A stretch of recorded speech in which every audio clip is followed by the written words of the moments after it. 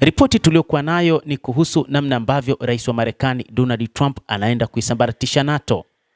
Kwa sasa hivi viongozi wa NATO na rais wa Marekani Donald Trump ni kama vile hawana uelewano. Mataifa mbalimbali wanachama wa NATO pamoja na viongozi katika NATO wamekuwa na kutoelewana baina yao na rais huyo wa Marekani. Viongozi wa NATO wamekuwa wakitoa mawazo mbalimbali juu ya rais wa Marekani Donald Trump, lakini Trump amekuwa akipuuza. Viongozi wa NATO kwa sasa wanaanza kuacha mikutano ya kila mwaka kutokana na mchezo unaohusishwa na rais wa Marekani Donald Trump, na hii ni kulingana na shirika la habari la Reuters. Rais wa Marekani ni mkosoaji mkubwa wa kambi hiyo ya kijeshi, akiita chui wa makaratasi, akiwaona kwamba ni nchi zisizokuwa na uwezo katika mapambano ambazo zimekuwa na maneno mengi, na kuwaelezea wanachama wenzake kama wapakiaji huru ambao wamefeli majaribio ya hivi punde kwa kukataa kusaidia kampeni ya milipuko ya mabomu ya Marekani na Israel dhidi ya Iran. Trump amezua utata katika mikutano kadhaa tangu achaguliwe kuwa rais kwa mara ya kwanza mwaka 2016. Bora kuwa na mikutano michache kuliko ile mibaya, mwanadiplomasia wa Ulaya aliambia Reuters. Wiki iliyopita baraza la wasomi la NATO, baraza la Atlantic, lilipendekeza kuwa mkutano wa hali ya juu ungepunguza mchezo wa kuigiza wa rais wa Marekani Donald Trump. Nakala hiyo pia ilipendekeza njia zingine 4 za kufanikisha mkutano ujao wa Uturuki, pamoja na kuwa na gwaride la kijeshi la aina ambayo Trump anajulikana kuthamini. Katika mkutano wake wa kwanza kama rais mnamo 2017, Trump alirekodiwa akimsukuma waziri mkuu wa wakati huo wa Montenegro Duško Marković wakati wa onyesho la picha.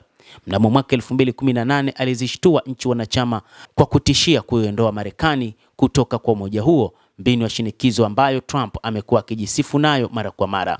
Aliondoka kwenye mkutano wa kilele mwaka 2019 mapema na kumwita waziri mkuu wa wakati huo wa Canada Justin Trudeau mwenye nyuso mbili, baada ya Trudeau kunaswa kwenye mic ya moto akilalamika kwa viongozi wengine kuhusu tabia ya rais wa Marekani Donald Trump.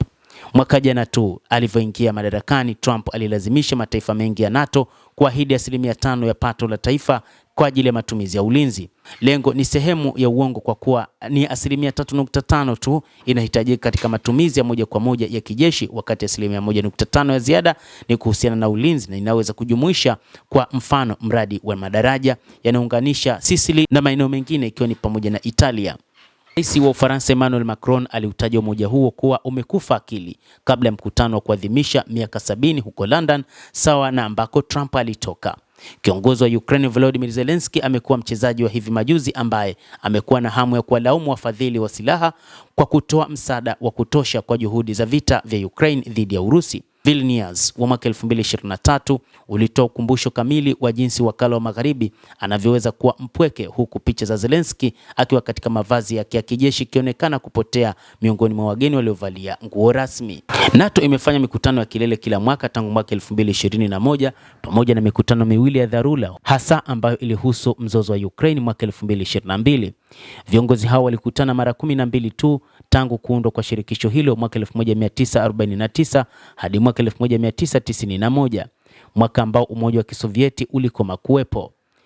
Hata hivyo, bado kuna wasiwasi mkubwa juu ya uwepo wa uongozi wa rais wa Marekani Donald Trump ambaye anatishia mara kadhaa kutaka kujiondoa katika umoja huo wa NATO. Endelea kutufuatilia mtazamaji, na nikusihi usisahau kulike, usisahau kucomment, kadhalika usisahau kusubscribe channel yetu hii ili upate habari hizi kwa mapana kupitia The World News. Mimi ni Adam Hussein, endelea kuwa nasi wakati wote, endelea kutufuatilia.